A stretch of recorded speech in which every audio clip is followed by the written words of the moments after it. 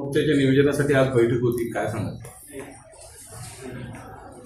Police प्रशासनाने notice लावली, त्याच्यानंतर नागरिकांमध्ये संताप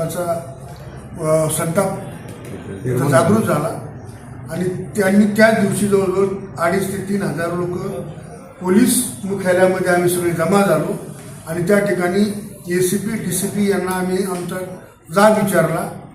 त्याच्यानंतर त्यांनी सांगितलं आम्हाला की बा विद्यापीठ प्रशासन हे कोर्टात गेलेलं आहे, विद्यापीठ प्रशासन, आणि त्यांनी सांगितलं की आमच्या परिसरात येणारे जे काही मंदिरं असतील, काही धार्मिक स्थळं असतील ते निष्कासित करायचं त्यांनी आदेशित केलेले आहे कोर्टाने. आम्ही त्याच्या पुढे जाऊन सांगतो की आमचा आणि विद्यापीठाचा कोणत्याही प्रकारचा संबंध नाही.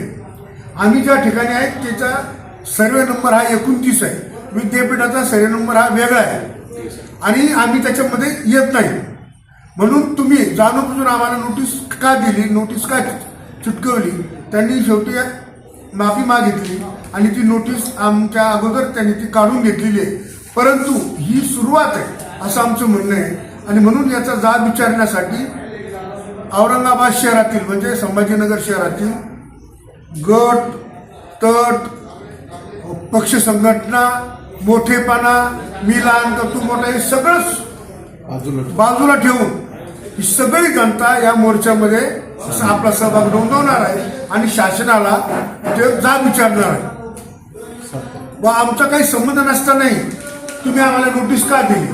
कारण काय झालं की इलेक्शन जवळ आलेलं आहे, नाक दाबलं म्हणजे तोंड उघडतं, अशा प्रकारची काही मानसिकता आहे काही लोकांची.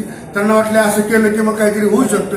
परंतु या घटनेचा आम्ही निषेध व्यक्त करतो आणि सगळ्यात आता मोर्चा किती निघेल सांगता येणार नाही, परंतु तो विराटच असणार आहे. विराट म्हणजे इतका असणार आहे जवळजवळ 1 लाखाच्या वर त्याची संख्या, लोकसंख्या असणार आहे आणि आम्ही शासनाचा त्या ठिकाणी निषेध व्यक्त करणार आहोत.